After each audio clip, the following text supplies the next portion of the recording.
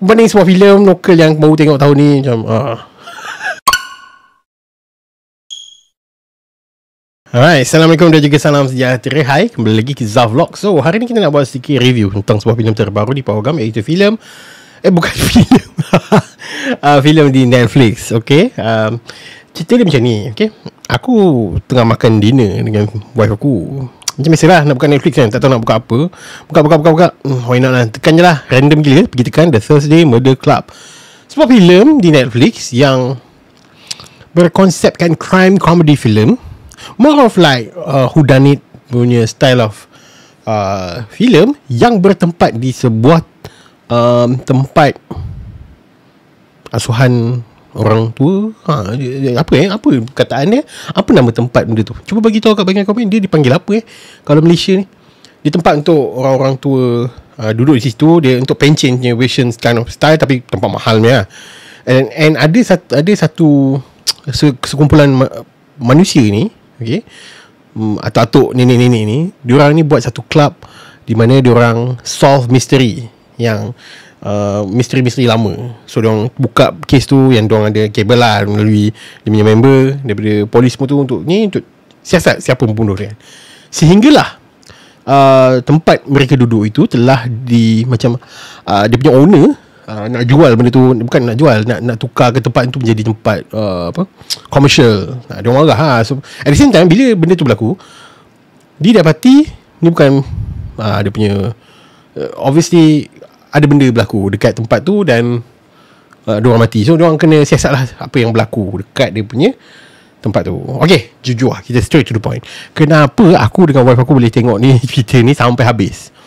Aku rasa sebab it's kind of sweet bila kau tengok cerita yang berkonsepkan warga-warga emas ni yang ada swag dia sendiri, yang ada that gentleman kind of style, cuba solve misteri yang kau faham lah. Sebab cerita-cerita misteri thriller ni, dia yang whodunit semua ni, kebanyakannya orang-orang muda.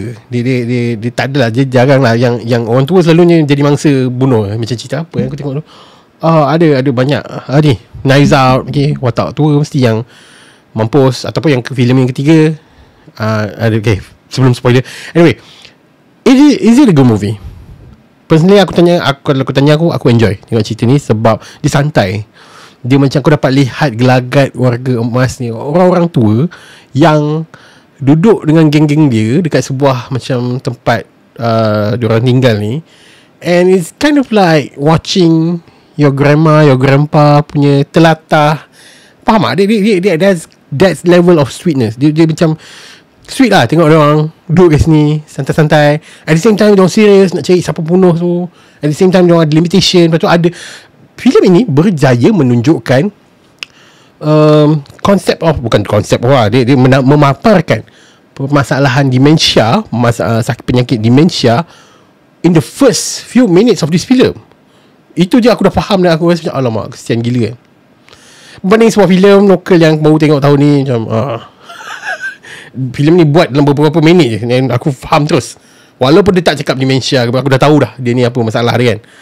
And it gets better. After that, dia macam banyak gila momen-momen yang kind of sweet and kind of like exhilarating. Tapi dia tak adalah horror sangat.